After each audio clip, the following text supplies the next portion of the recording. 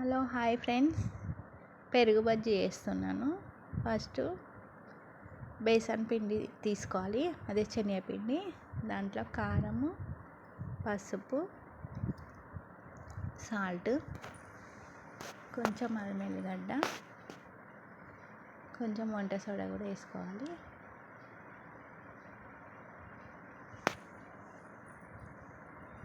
వేసుకొని వాటర్ వేసుకుంటూ బజ్జీ పిండిలాగా కలుపుకోవాలి బజ్జీలు వేయడానికి.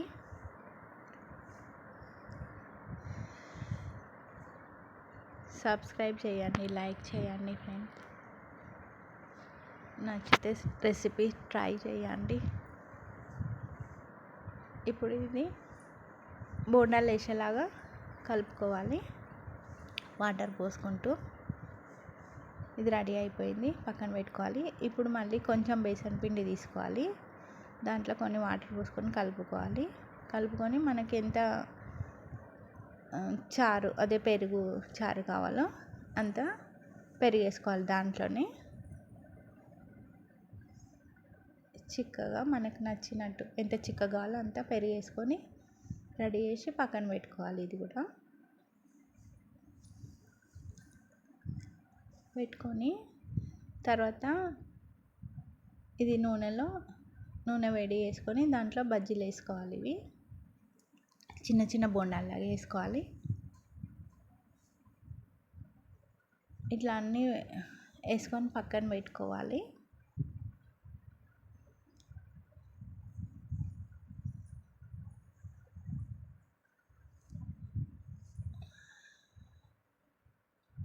నేను చాలా వీడియోలు తీసాను ఫ్రెండ్స్, సబ్స్క్రైబ్ చేయండి. చూసేవాళ్ళు లైక్ కూడా చేయండి. చాలా రోజుల నుంచి ట్రై చేస్తున్నాను.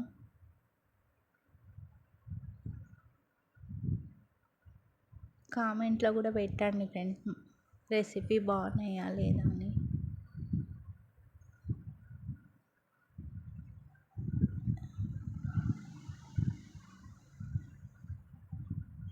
ఇలా అన్నీ వేసుకొని పక్కన పెట్టేసుకోవాలి. ఇప్పుడు ఇది మిక్స్ అయింది.